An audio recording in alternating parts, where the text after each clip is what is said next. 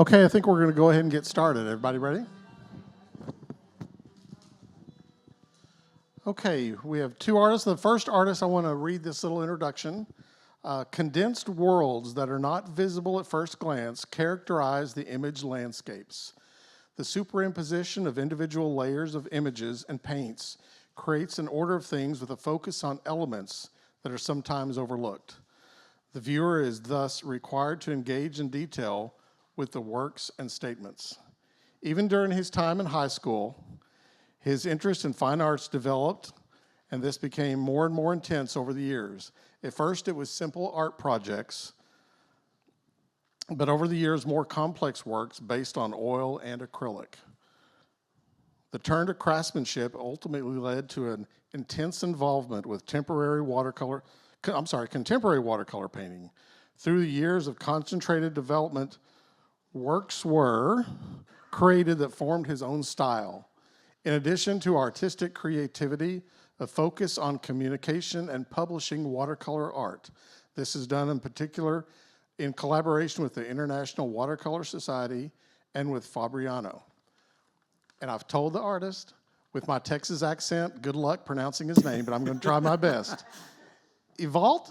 Yes. Hinteregger? Perfect. Oh, it's not either. Welcome. Hello. And then real quick, our second artist, and Matthew, I can pronounce your name. Good. Matthew Bird. Matthew is an American painter born in Baltimore, Maryland. He graduated with honors from the Pratt Institute of Art in Brooklyn, New York in 2000. He is a signature member of numerous organizations, including the American Watercolor Society and National Watercolor Society, where he served as vice president. And I have one of his paintings, and I love his work. Matthew Bird. Thank you, Skeeter. All right, should we do this? Yep. We don't have a lot of time, so we gotta jump in here. I paint very slowly, so I have a head start on my painting. This is what I'm going to be doing. A reference photo, peaches and a French picture. So I got my background already blocked in so that I can attempt to get somewhat close to a finish. Okay. I'm so lucky to be here and to have the possibility to paint here. But I would like to get in mind a little bit back. A few months ago, a good guy of us, Carsten Wieland, has passed away. You know him. Everybody who knows him, he was a very powerful man. And Fabriano, watercolor, was a very important part of him. And I would dedicate my work today to Carsten Wieland. And I would like to do it in this way. I have here his painting, which is from the exhibition.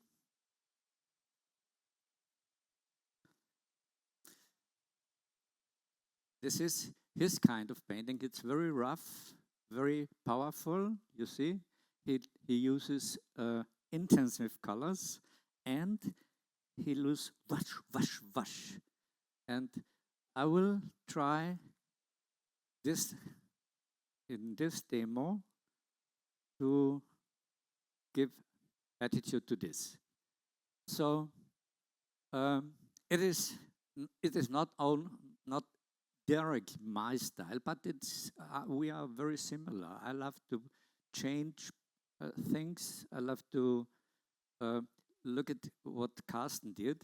He didn't take the sky blue. Just change. It nothing must be as we see. You can do everything different. And this is what I want to do here too.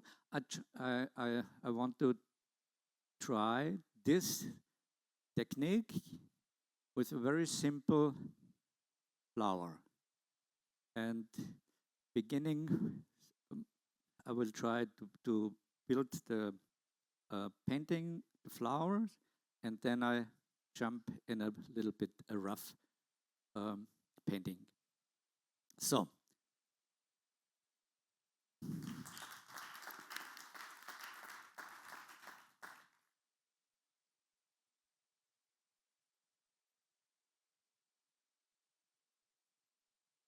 I'm going to start working on this picture first. I wet this bottom portion with water. I like to work wet into wet when I'm establishing form, round forms.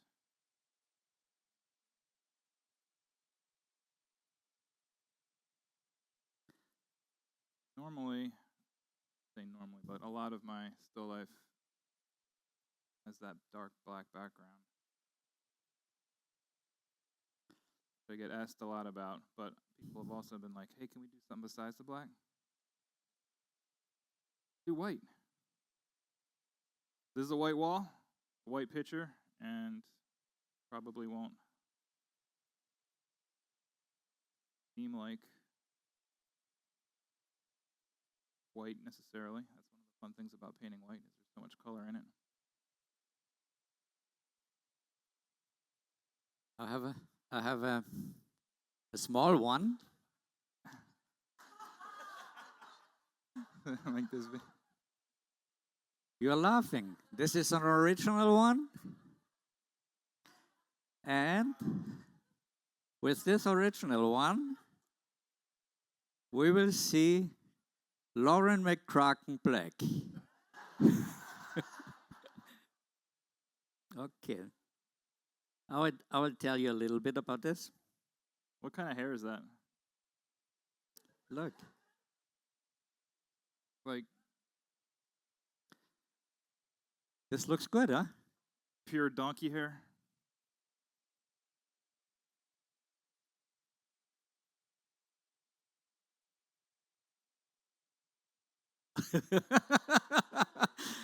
Come on.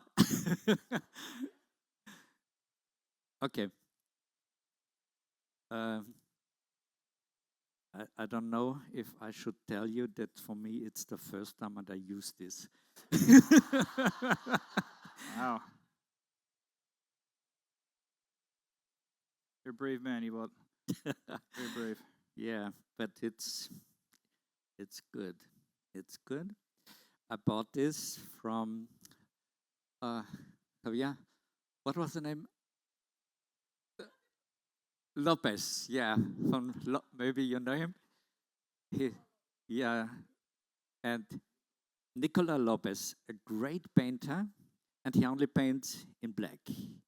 Everything is painted in black. And last time we met in Cordoba, Spain, and he had this one, and I said, "Bah, what should we do with this?" And then he said, "Big format." And of course, usually I wanted to have in this format, but with this format, this brush don't work.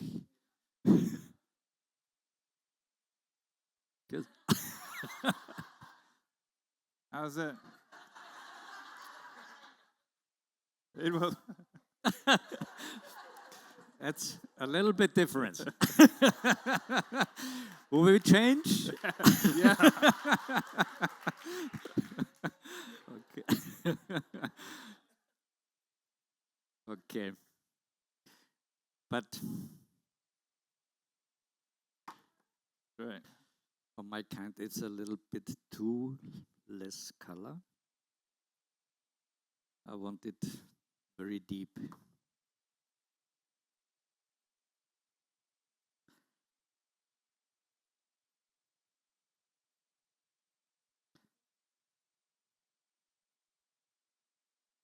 This is mostly Payne's Gray with some cerulean. Put a little turquoise in there too.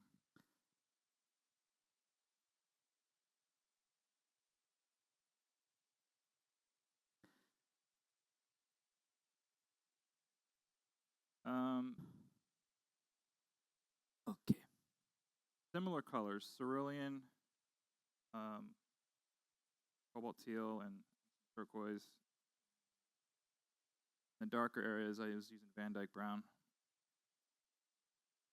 I've really taken to in the last several years. The really dark, rich brown.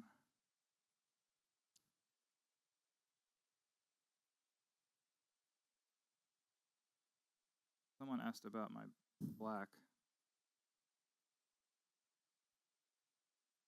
It's 1 part mineral violet, half a part Prussian blue, half a part alizarin, permanent alizarin crimson. And that gives a real purpley, dark.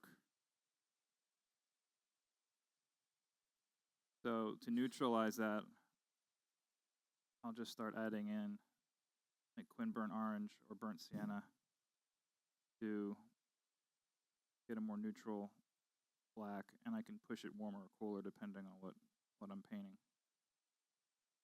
So it can vary a little bit.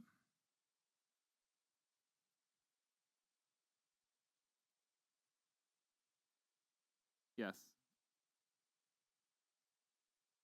Do about 3 or 4. I do an underpainting first.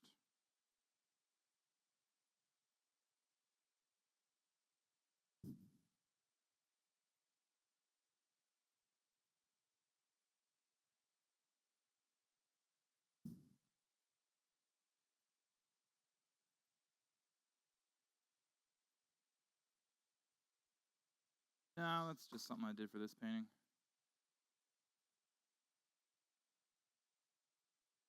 Truth be told, not a big fan of cerulean. I love the color, but the pigment is, I find, somewhat difficult to work with sometimes. Or because it seems to lift, doesn't stay where I want it to stay. And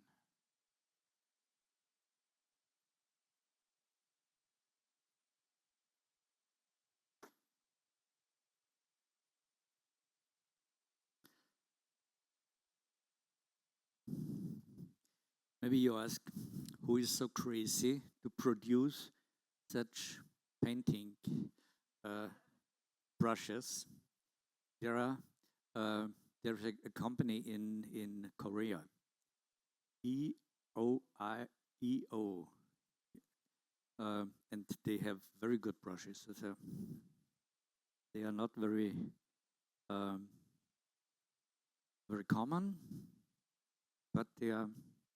If you get it, they come to Bologna in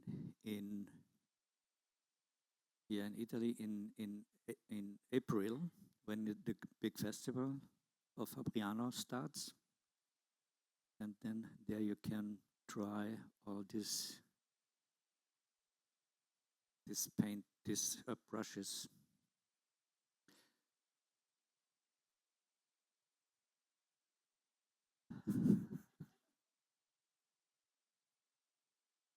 am I going to get a shower?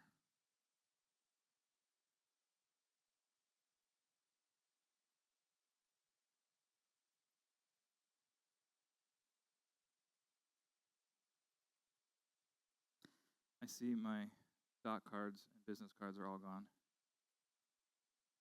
Savages. I asked up front if they had more, and they don't. So. But Carrie reminded me that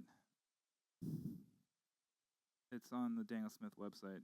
So if you didn't get a doc card and you want to see what pigments are on there, you can go on the website and get a breakdown.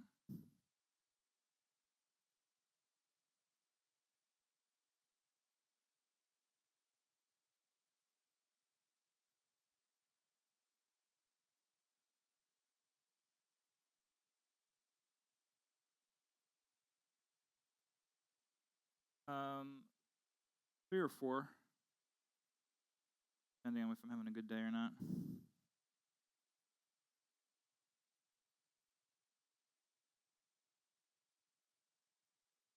I will put an underpainting down first. So it would be like a Prussian blue, I think I used for that one example up front. And below the table, do a warmer underpainting, sort of have a little differentiation.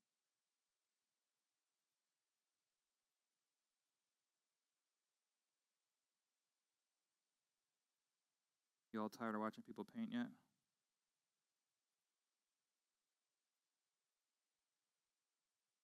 I told Lauren, no, please, put me last. I'll back clean up. We'll land this plane after everyone's bored of watching us paint.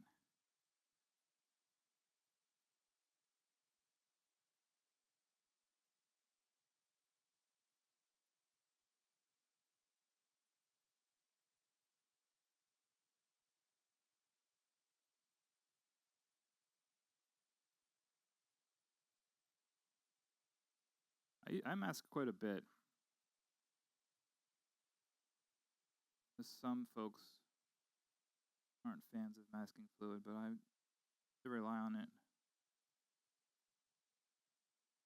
So these were all masked out when I did my washes, and I have the highlight of the picture masked out right now.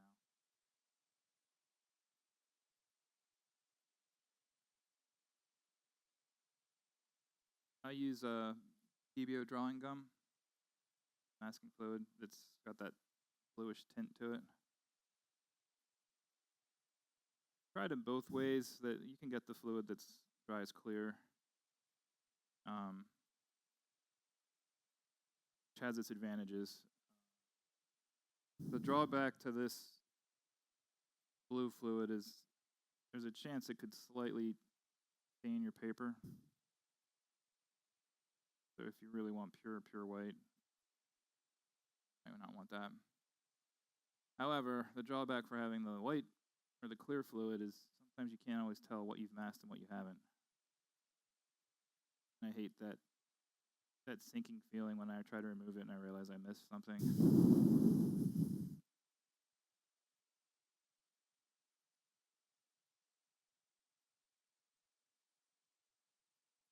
I know there are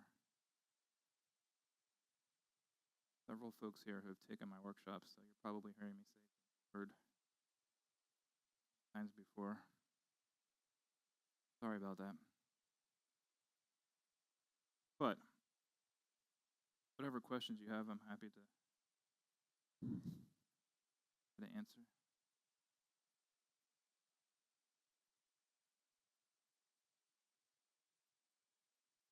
Wet on dry. Move.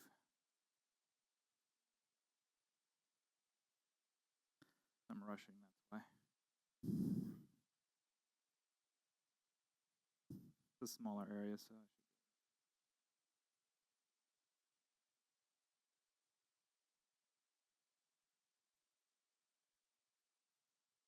I'm using Fabriano 300-pound cold press.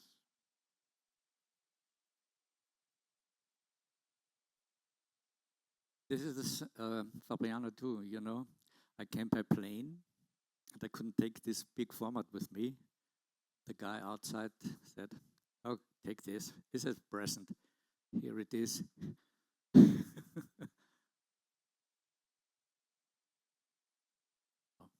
No.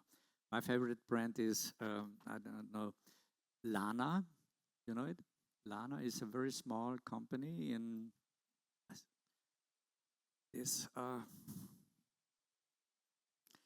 here in Europe, and I love the big one with 600 gram, 640 gram. It's almost cartoon, so not very slim. And this had, for me, it, as you see, I work quite messy. I have a lot of water, and the paper stands clear. It don't, as it is here, yeah. And no, 300, yeah. Yeah. It's good. Yeah.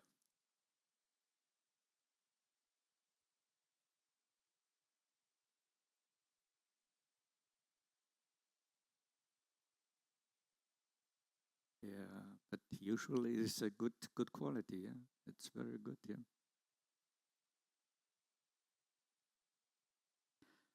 Just have. Excuse me. Yes, exactly. This one.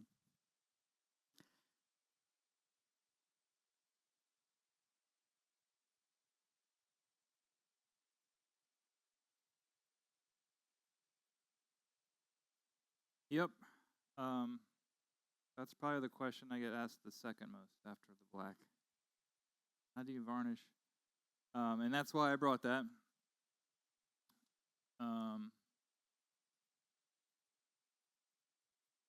That's the kind of thing you got to see in person really to get the full effect.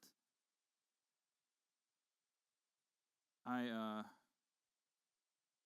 got to a place where I was tired of glare and reflection on a lot of my work, not being able to control how it's displayed necessarily in various shows, galleries. So I started to experiment with varnishing, and it's I mean there's definitely a learning curve to it.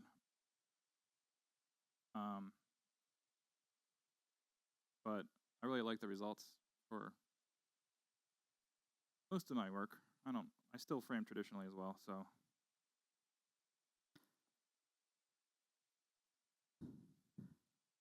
I use Golden products, and they've got some of them in the booth here. It starts with a spray that's an archival gloss, basically acrylic, that seals the painting to the paper. And some people just stop after that. So it can really be as simple or as complicated as you want to make it. If you want to push it further, which is what this is, you can put down what's called an isolation coat. And basically anything you apply over top of the isolation coat can be removed later. So 200 years from now or whatever, if they want to go clean the painting, they can take off the top layer of varnish, put down a fresh layer. So that takes, that's several more steps, but kind of worth it. And that top layer I just brush on. It's a water-based varnish that Golden makes. They have gloss, satin, and matte, and you can mix and match to make your own finish. I like the satin and the matte finishes personally, but it's very much a subjective thing. So kind of have to try it out and see what you like, what works for your work.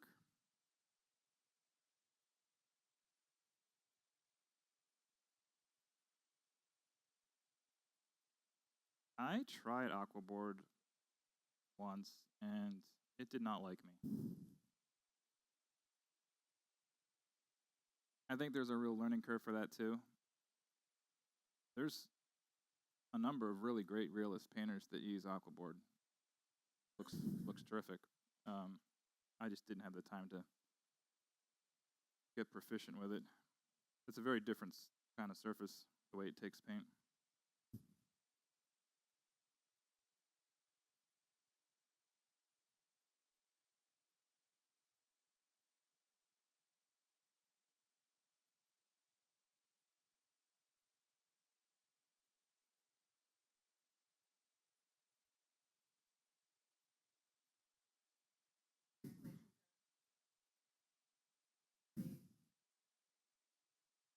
All right, so first step is the spray varnish. You don't want to brush anything on before it's locked down. So first you spray. Then you do the isolation coat. Then you can brush on your top coat.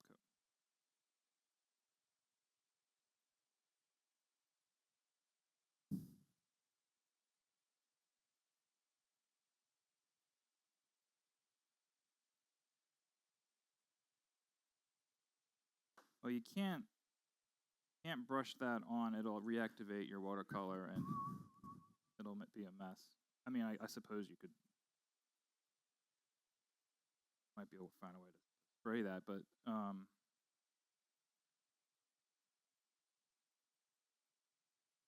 that's a different product. It just acts as a backstop. It's a very creative name.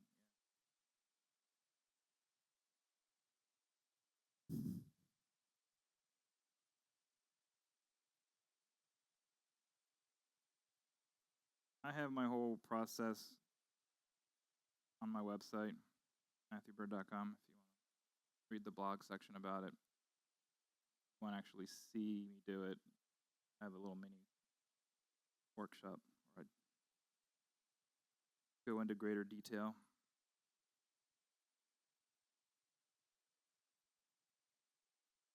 Not for everyone, but I think it's a pretty cool new. I mean, it's not even that new. I've been doing it for a long time.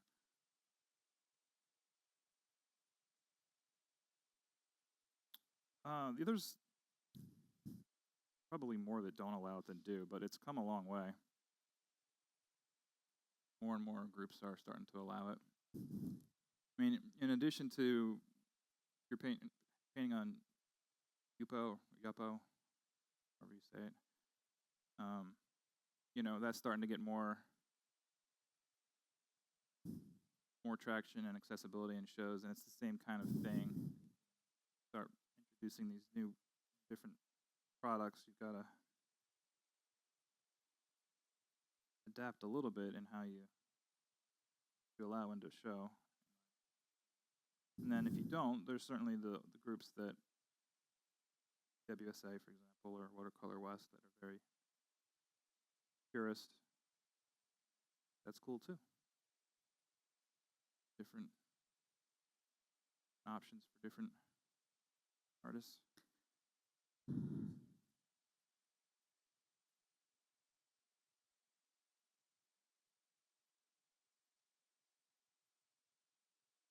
Right, so I do that first. You need to have your painting on a rigid substrate for it to take to do the varnishing process. It needs to be flat, rigid.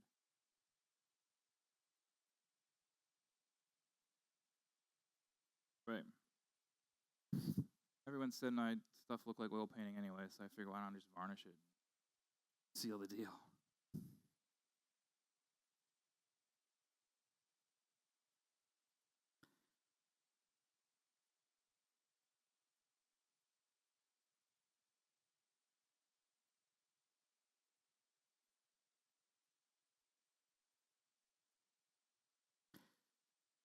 Maybe we can talk a little bit about my side of. No, only.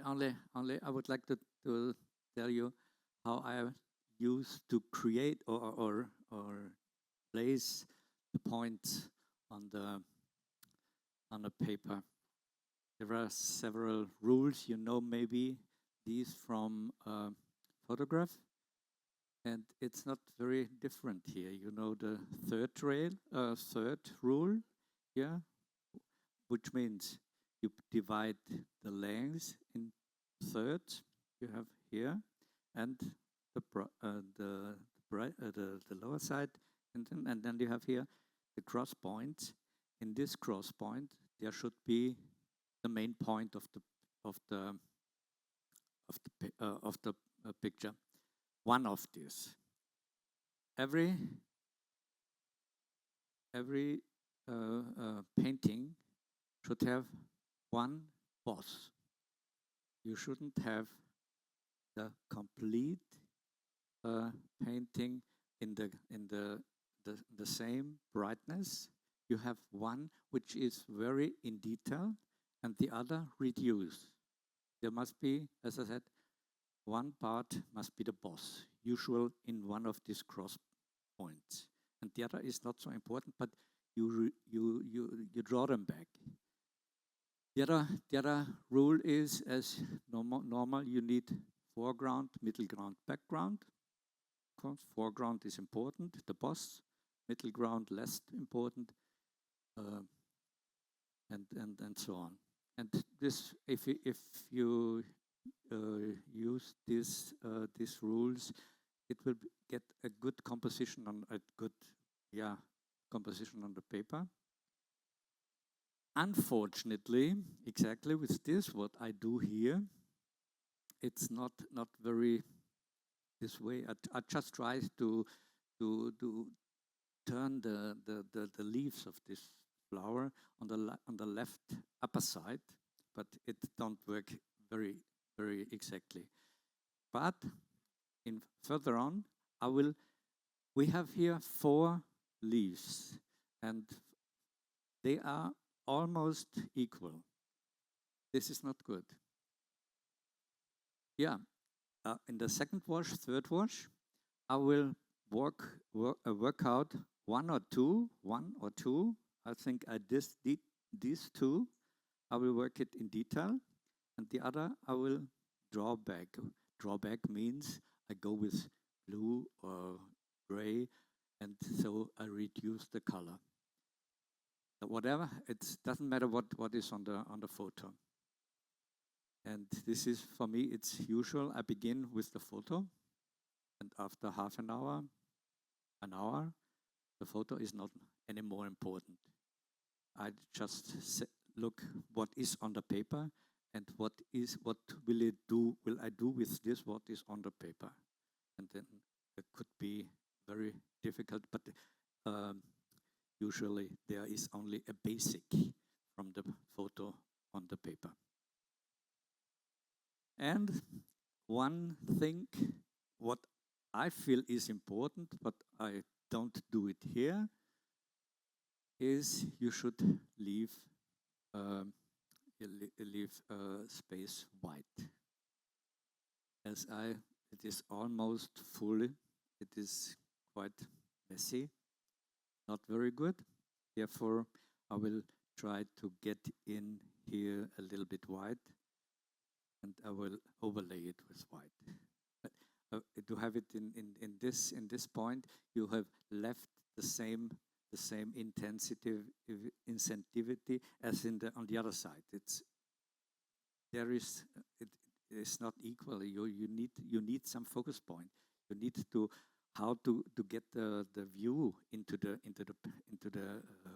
painting. So as you see, first wash is almost done, but there is a lot to do.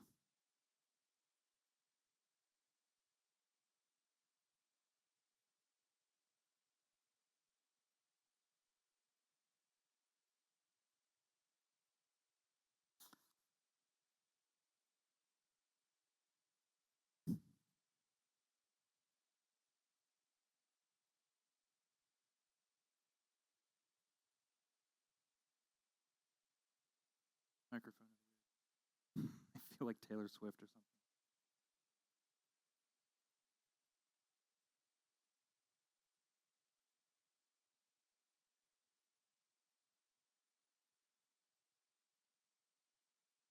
Me? My full sheets be 60 to 80 hours, depending on complexity. They are rather involved.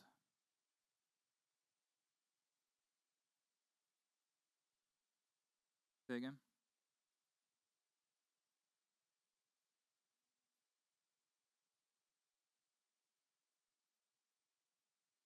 That note days paint quarter sheet too often. But yeah, something like this was probably 3.5. Drawing to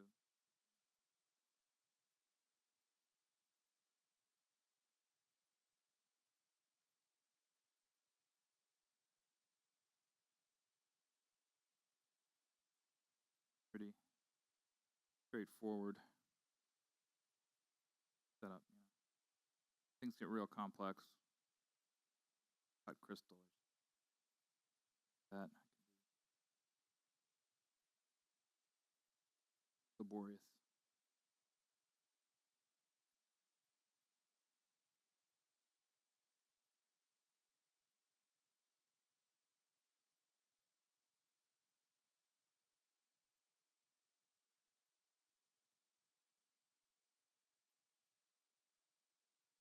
Yes.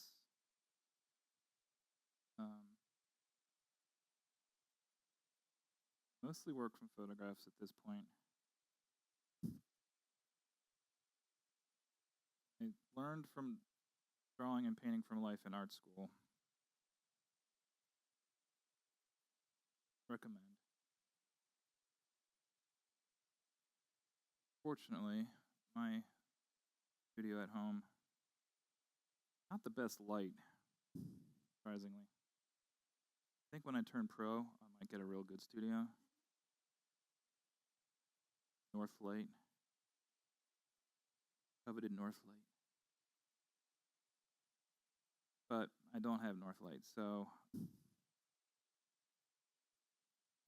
the temperature in the light is constantly changing throughout the day.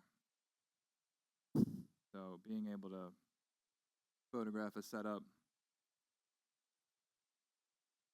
steady light, and being able to control that helps me.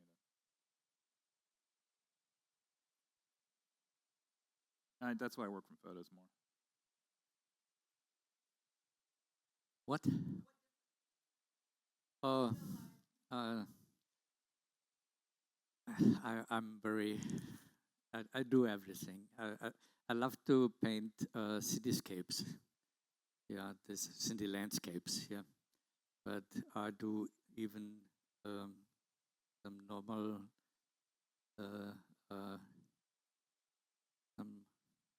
Maybe I have it here with. There are very, very beautiful views there are in Italy. I live near, not very far away from the Garda Sea, Lake Garda, and this is a very beautiful place. You have the villages on the hills, and the sea in the ground, and then you have the mountains, and you have everything what you need, and the special trees, and you can change, and you can composite. Yeah, it's very good.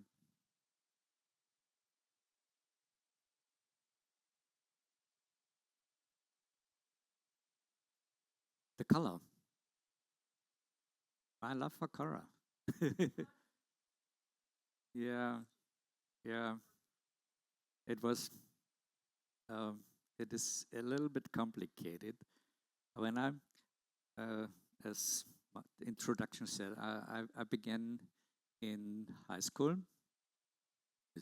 As usual, the people that did it, and this everything I wanted to paint, but I wasn't satisfied with this what I did, and my emotion is I would like to have strong um, paintings, strong colors on the paintings, and I said, what's the technique to get very powerful paintings?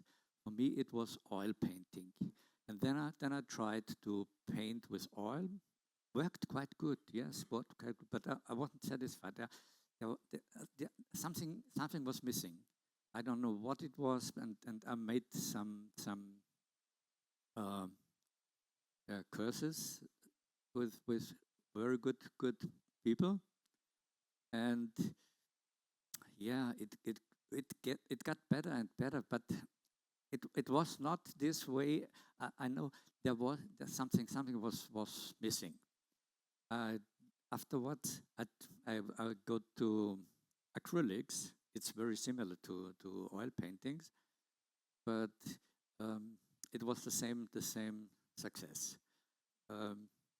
Doing this, I was a little bit frustrated and said, maybe oil and acrylic is too high for me. I go back one step and tried watercolor, and this was a big mistake. Yeah. Think about watercolor. Everybody says doing watercolor. Oh, it is so nice. You just sit at the table and you paint your flowers and dots, and it's so nice. Doing this doesn't satisfy. If you do watercolor, you will recognize is it one of the most difficult thing, more difficult than oil painting and more difficult than acrylic. You can everybody who takes watercolor knows how difficult it is to create something. You have so many uh, yeah points which you cannot you cannot conduct. You must let watercolor, the pigments flow, and you are the painter is who runs behind the pigments and said, "Go there, go there." Yeah, yeah. And it's and it's extremely difficult, and this is why a lot of people say, "Oh, I'm watercolor. It is so easy. I will do it." And when they do it, they are not satisfied because it is too complicated. There is so many. You have so many different techniques to learn. You have to what, as we talked already. What is the paper? What is the brush? What is the color? Which type of color? You have light one, you have dark one, you have and so on. There are so many single points. They all must flow in one painting, and this is you can say this is what is here is like an orchestra, and I should be the conductor. I hope they will do what I want.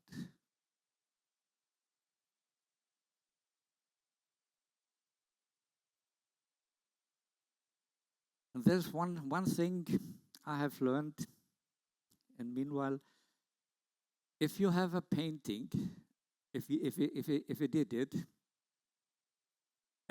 for me at least, I'm not satisfied. Every painting is when I have it finished. This is one additional point. When is a painting finished? You have the most difficult thing are the first strike and the last strike. Yeah, the first it's everything is white. Whew, where should that begin? Yeah, and the last is I have it here. Should I not? This yeah, and it's not easy.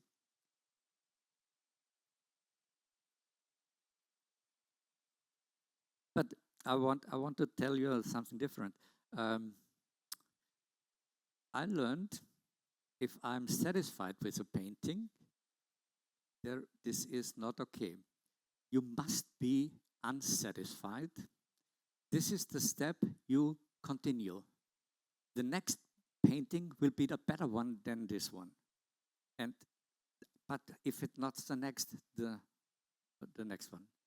And so you grow and you continue. And this is the way you get your own handwriting. You can learn. I have a very good teacher, a friend in Salzburg in Austria, and we paint every month, one weekend. He's great, and I love his style. And I always say, do I have the same technique, the same paintings as you? And he said, no. Whenever I showed him, this is you, and this is me, and they are different, and this is everybody who paints has his own. You cannot copy the handwriting of another painter. Whatever you do, it is yours.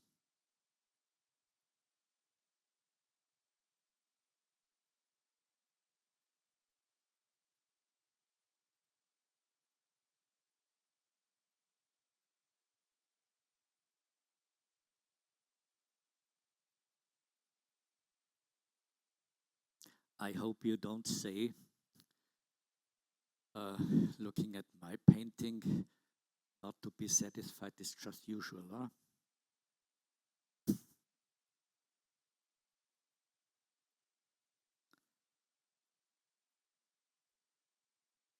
I'm sort of jumping around while I'm waiting for various parts of this to dry.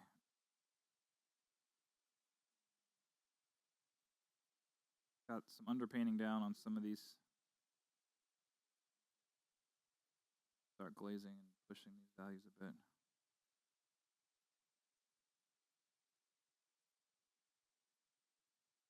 I had a very nice experience with my sons. I have two, and when they were young, and meanwhile they are this direction, and when they were younger, and I came home and showed my painting.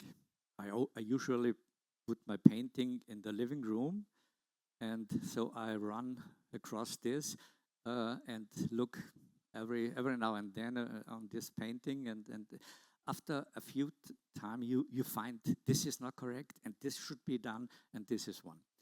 And I wanted my sons, which about when they were 12, 14, I wanted them to look at the at the painting, not only have an overview, but to look in detail. I put my painting in the living room, and I asked them, "How do you like it?" They say, "Oh yes, good, good, good, good." And then I asked them, "Okay, let's have a look at the painting. What is the focus? What is the main point?" They looked. I don't know. Yeah, they said, "Okay, do you see foreground, middle ground, background? What is in foreground? What is middle ground? What is background?" Oh, they said, everything's easy. Everything is almost the same. And okay, and then I said, "Okay, do you have which one is which part of the painting is the boss? Which is reduced?" They said, "Everything is they are all is all equal. I don't know." Yeah, and then I asked them once again, "Okay, how do you like this painting?" They said, "No, yeah."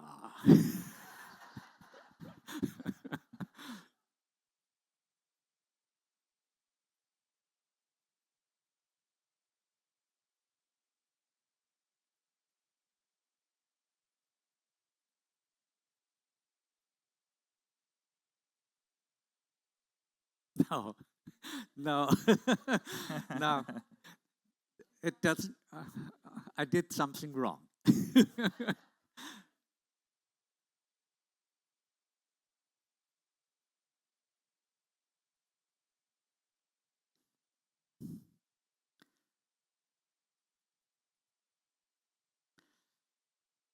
Okay, we have almost half the time. What? Is it correct? Yeah. Great. Then let's go a little bit.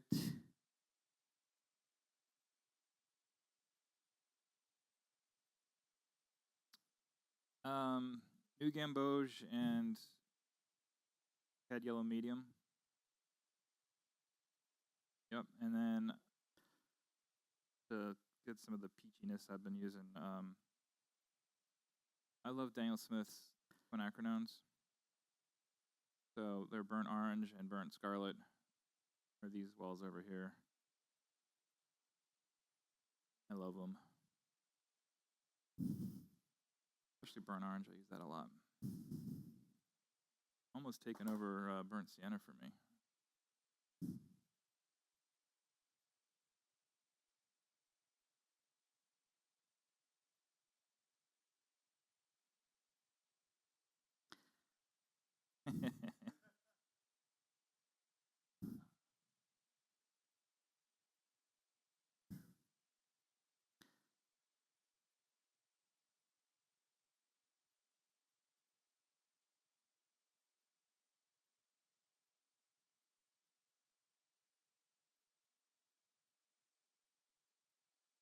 Didn't bring Aussie Red Gold.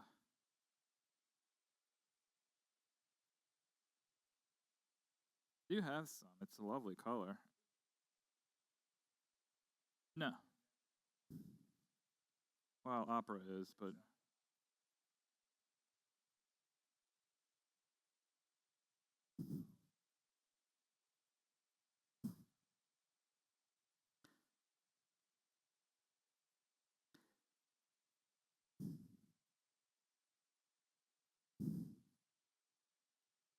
I do like the quinacridone deep gold.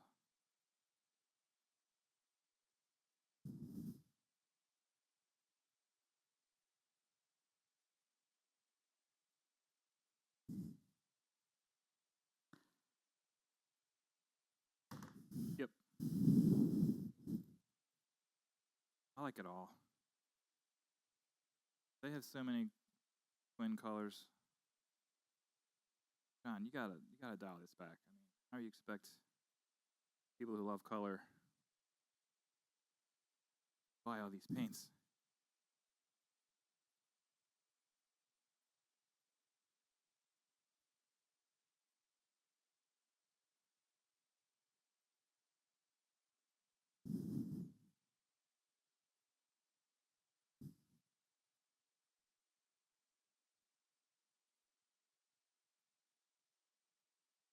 One of the things I tell my students is there's definitely wrong ways to go about certain things. There's often multiple ways to get to a similar result, and it's cool to see the past few days, lots of artists, lots of different techniques.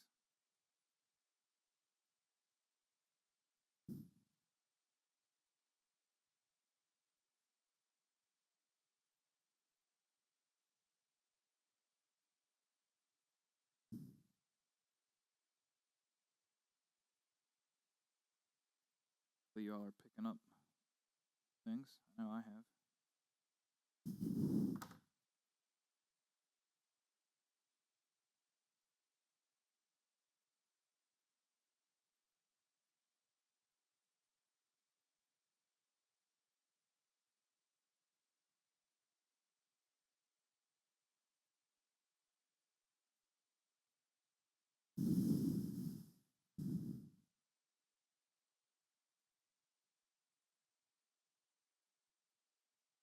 One thing I will never be is fast.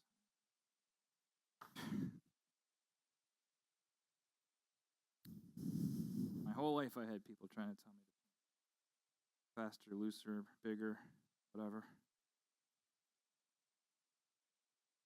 Really worked out even when I gave it an honest try. Okay. Say again?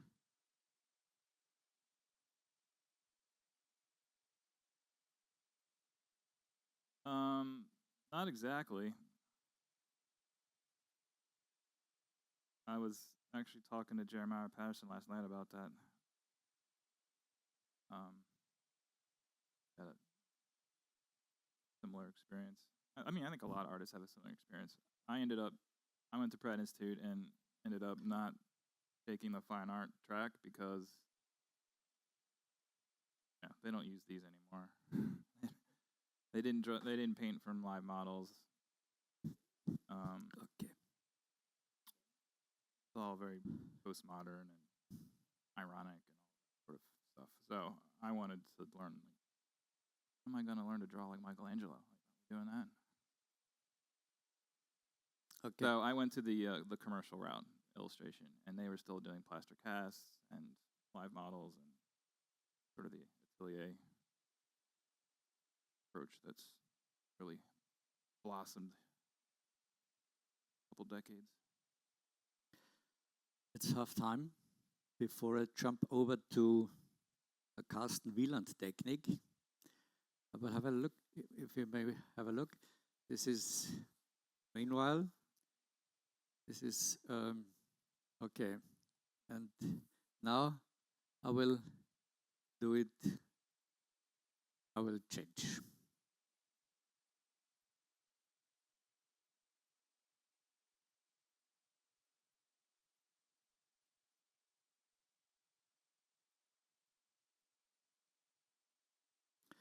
Therefore, I use, as I said, I have two less white.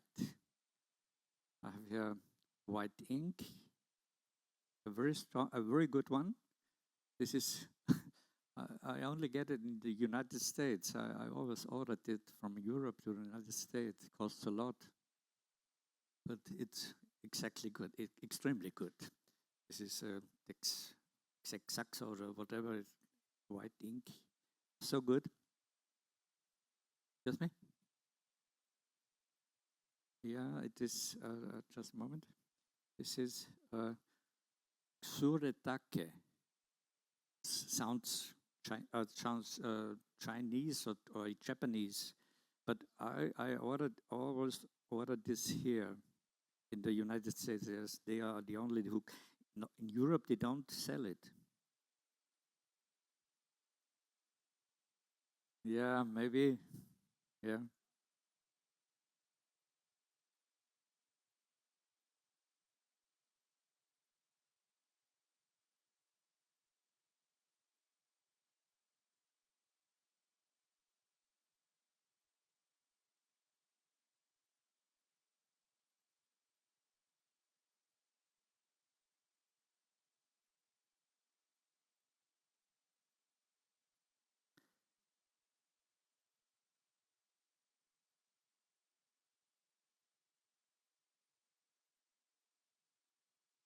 Hmm?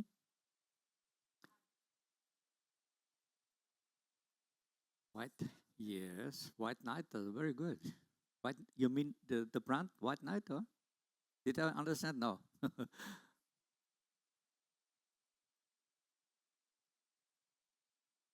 Yeah. Yeah. This stays as I put it on the paper. This is very good. It don't change. I, I, excuse me? Yeah. I will. Yeah.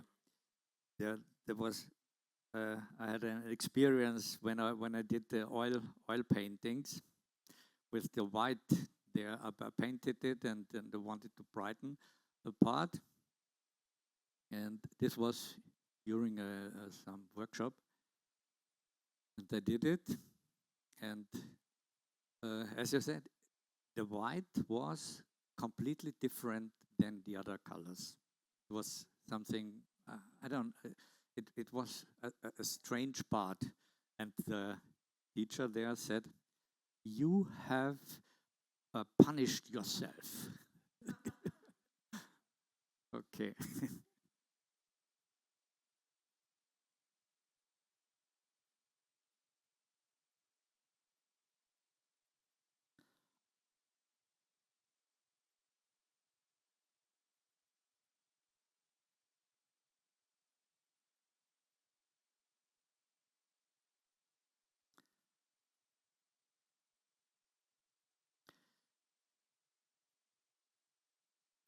There's another point I love in composing the, the paintings. Um, I don't like if everything is on the painting until you have a surrounded area. I want that at least one part goes out, and this makes you feel it is great. Yeah. For instance, if you paint a church, don't paint the peak. The peak shouldn't be seen. If you go here outside, and then it's yeah.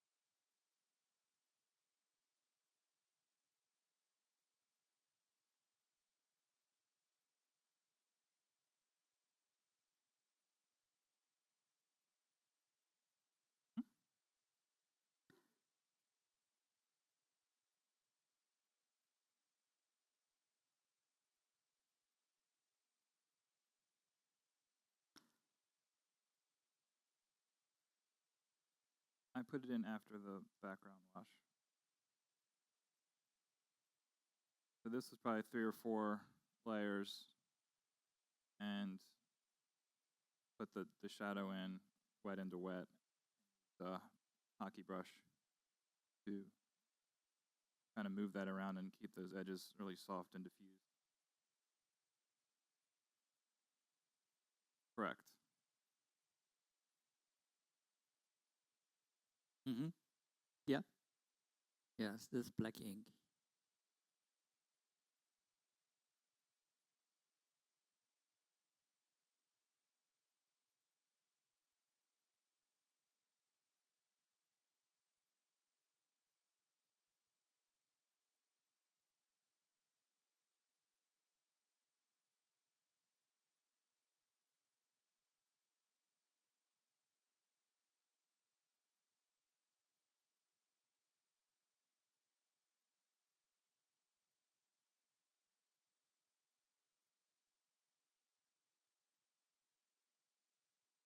Here's another rule which the guy told us in his workshops.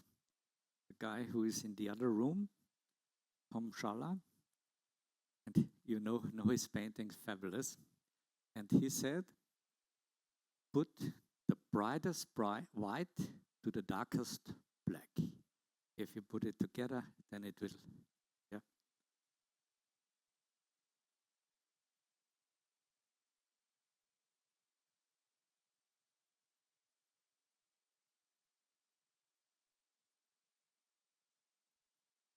Put one more wash down on this picture. Move on, but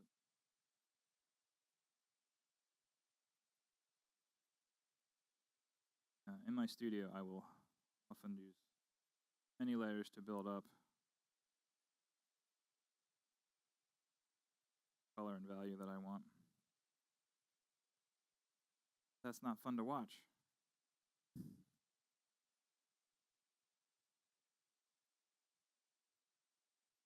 In my online classes, one of the nice things is I can speed it up. So it's faster. I do have a new class coming out. Still life class. Good. Now do the black background. Go into it.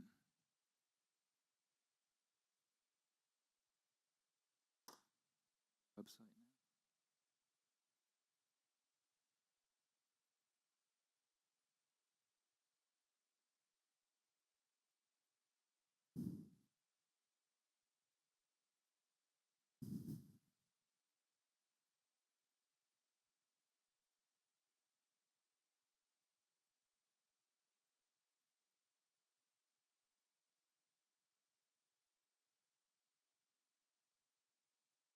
Never mix up enough paint. Something else that never seems to change.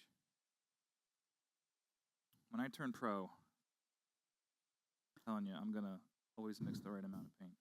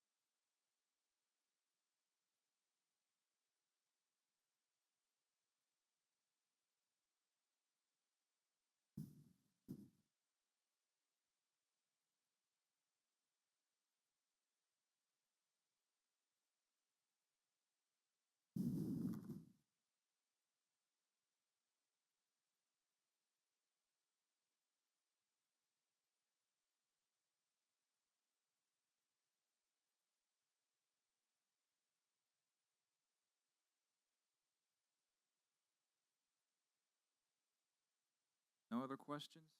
Oh, very quiet. Been watching you paint for 3 days.